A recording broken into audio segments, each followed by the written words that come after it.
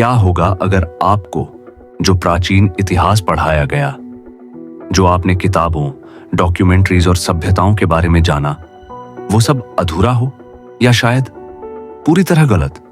कल्पना कीजिए एक ऐसे महान शहर की जो आज से लगभग 5000 साल पहले इतना उन्नत, इतना समृद्ध और इतना भव्य था कि उसकी बराबरी करने में आधुनिक सभ्यताओं को भी हजारों साल लग गए। लेकिन फिर एक दिन समुद्र उठा, लहरें गरजीं और वो पूरा शहर इतिहास की आंखों से ओझल हो गया। पीछे रह गई सिर्फ फुसफुसाती कहानियां, डूबे हुए पत्थर और एक ऐसा रहस्य जिसने सदियों से इंसान को बेचैन कर रखा है। आज हम उतरने वाले हैं भारत के उस रहस्यमयी शहर की गहराइयों में जिसे कई लोग भारत का असली अटलांटिस कहते हैं, द्वारका। रहस्य, तात्कालिकता और समुद्र की चुनौती। सागर अपने रहस्यों को आसानी से नहीं सौंपता। वो उन्हें लहरों के नीचे, अंधेरे में और समय की परतों के नीचे बेहद सख्ती से छुपा कर रखता है। लेकिन कभी कभी, बहुत कम मौकों पर, वो खुद अपने राज उजागर करता है। क्या पता मानवता के सबसे बड़े प्राचीन रहस्यों में से एक, वो सच जिसे हम सिर्फ मिथक मानते रहे, समुद्र की सतह से सैकड़ों फीट नीचे हमारा इंतजार कर रहा हो। आज हमारे साथ चलिए द्वारका के उन जलमग्न अवशेषों की खोज में, जहां पत्थर बोलते हैं, संरचनाएं सवाल पूछती हैं और हर खोज प्राचीन सभ्यताओं के बारे में हमारी अब तक की समझ को सीधी चुनौती देती है। क्या द्वारका सच में अस्तित्व में थी या ये सिर्फ एक पौराणिक कल्पना है? और अगर ये सच थी तो फिर इतिहास ने इसे भुला क्यों दिया? समुद्र की गहराइयों में छुपे इस रहस्य से आज हम पर्दा उठाने वाले हैं।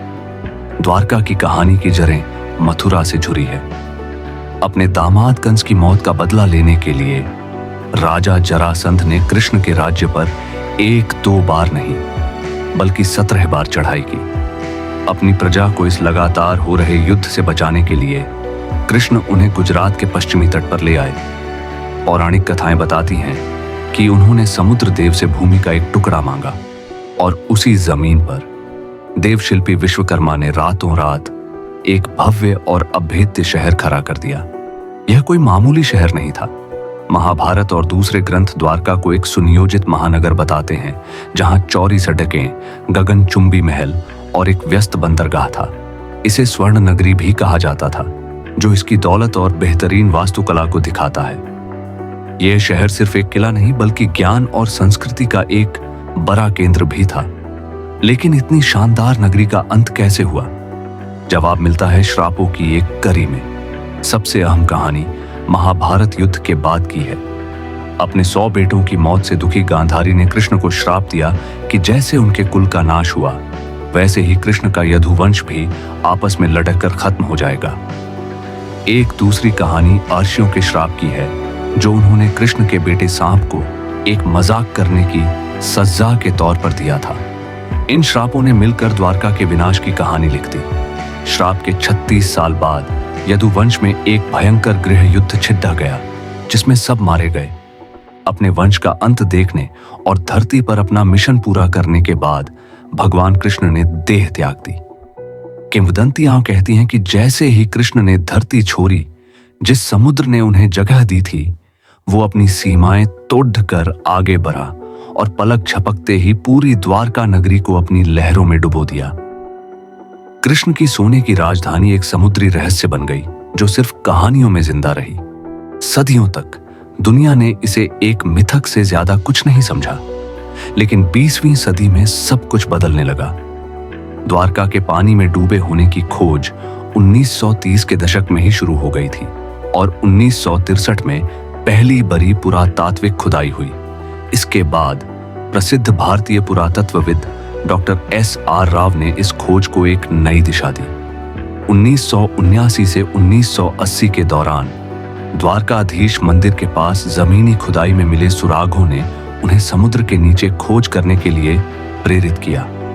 1980 के दशक से भारतीय पुरातत्व सर्वेक्षण ASI और राष्ट्रीय समुद्र विज्ञान संस्थान NIO की टीमों ने समुद्र के नीचे व्यवस्थित खोज शुरू की। गोताखोरों को जो मिला वह हैरान करने वाला था। उन्हें पत्थर से बनी सुनियोजित संरचनाएं, दीवारें और बिखरे हुए पत्थर के ब्लॉक मिले, जो एक प्राचीन शहर का साफ सबूत थे। यह वो पल था जहां कहानियां पहली बार हकीकत से मिली। ये सिर्फ पत्थरों के ढेर नहीं थे। पुरातत्वविदों को जो मिला वह एक प्राचीन बंदरगाह शहर के खंडहरों से मेल खाता था। खोजों में बड़े बड़े पत्थर के लंगर शामिल थे जो बताते हैं कि यह एक व्यस्त व्यापारिक केंद्र रहा होगा।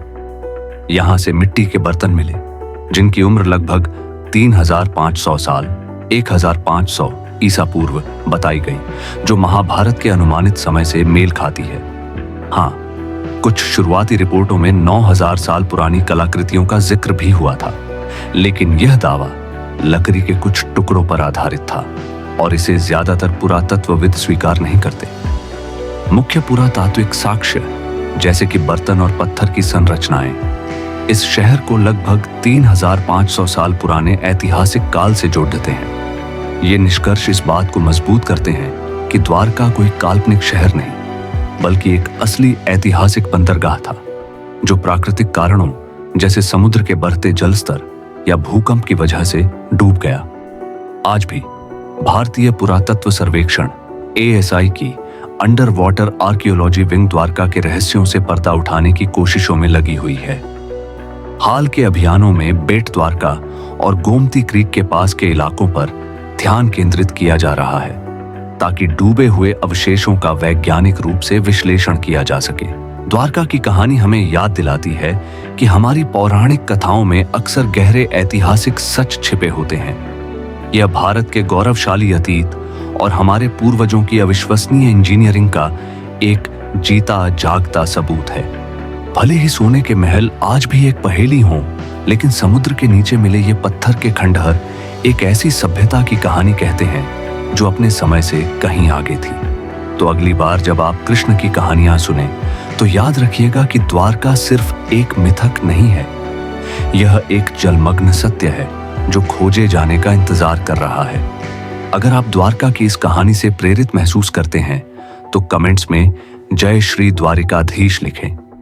इस वीडियो को अपने दोस्तों और परिवार के साथ शेयर करें और ऐसे ही और रहस्यमय और ज्ञानवर्धक वीडियो के लिए हमारे चैनल द डॉक्यूमेंट्री हब को सब्सक्राइब करना न भूलें।